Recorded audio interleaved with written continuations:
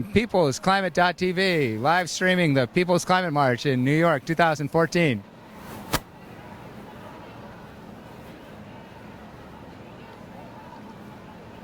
Mute. What about now? Can you hear me now? Yeah. Any static? There's a lot of background noise, but otherwise.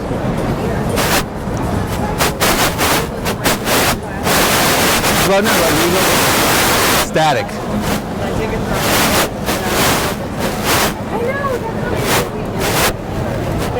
I'd like to give a shout out to the Green Nature Coffee House. How about like this?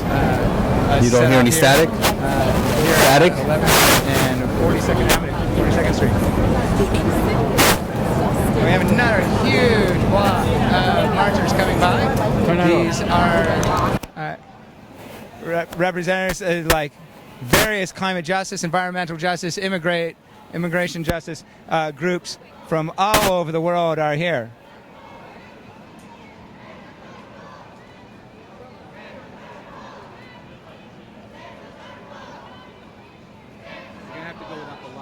Was getting a lot of static. And Yeah. back on it. Yeah, I'll do the back and forth. Yeah, just make sure you. Okay. Yeah. People coming from Tibet, from Peru. A lot of New Yorkers. And speaking of New York, here are huge, as you can see right here, like huge contingent of people affected by Superstorm Sandy. You have from the Lower East Side, the Rockaways, Bronx, shorefront communities, New Jersey, are out here. And as they say, they're still here, still fighting.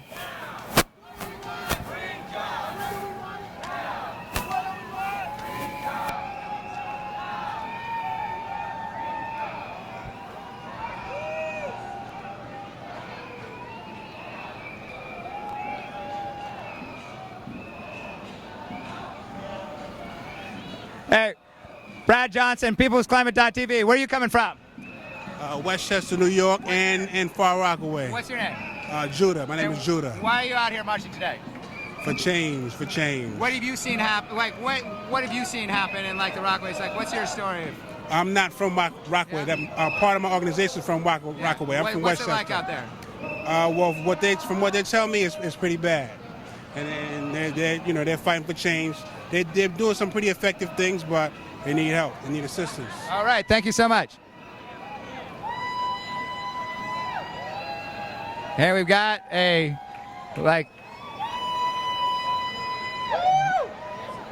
good crowds.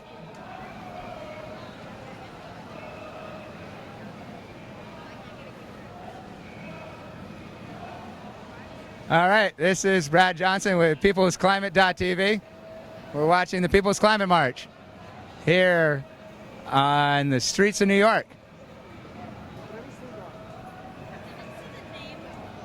We have a very young photographer right here.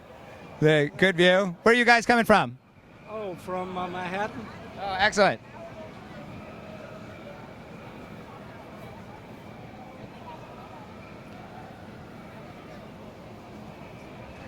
Here we go. NYCC.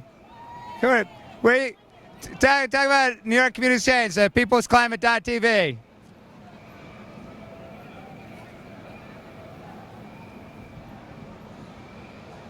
All right, here we go. Hey, Brad Johnson. This is with PeoplesClimate.tv. We're live streaming the march all day. What's your name? What's your story? You look amazing. Pamela Garcia and Linda Williams. We're from the Flatbush chapter for New York Communities for Change. And what's that organization? Essentially, we're a coalition, and we work with different organizations to try and provide changes for residents that live in communities where they're fighting for affordable housing as well as quality education. And today, where we're really looking to make some changes when it comes to the climate. And what's the connection between housing, education, global warming, all these things? What ties it together? Well, essentially for us, it's very imperative that we know who's going into office and what it is that their platform stands for. So when it comes to legislation and how they can go about fighting it through the powers that be, they ultimately can help make that particular, changes throughout when it comes to how they go about with their platform. And I see your sign here says organize to survive. What does that mean? Well, in order for us to be able to not only survive, but to make sure the changes come about, we have to organize, and it starts with the people. All right. Well, thank you so much. I don't mean to like say, but actually, if people want to learn more about the work that NYCC is doing, do you know how they can do that? We have a website, but we're also located at 2 Nevin Street, downtown Brooklyn. All right. That's great. So you should get out there. If you're out in Brooklyn, give them a visit. Our Flatbush chapter meeting is the first Thursday of every month, and it takes place on St. Paul's Place in Church Avenue at St. Paul's Church. And do you think that like the city, the state, federal government has done enough for like the communities that have been impacted by Sandy? Like, Absolutely not. I mean, you can really just go into the neighborhoods and see now there's starting to be some changes, but ultimately those changes had to be on the backs of those who waited and fought very hard to make sure that their lives kind of came back into what they thought it should look like. And unfortunately, there's still some areas where you can see the ramifications of what occurred, and they're really fighting hard to just kind of get back on their feet and remain on their feet. so the people are doing the work, but like the elected officials, the leaders aren't?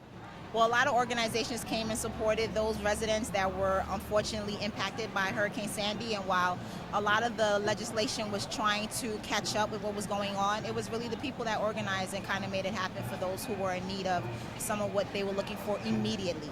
Well, that sounds like a lesson that we need to take for all of these problems. Well, thank you so much. You're welcome. Take care. You're watching peoplesclimate.tv. I'm Brad Johnson at Climate Brad on Twitter, and this is powered by Act.tv.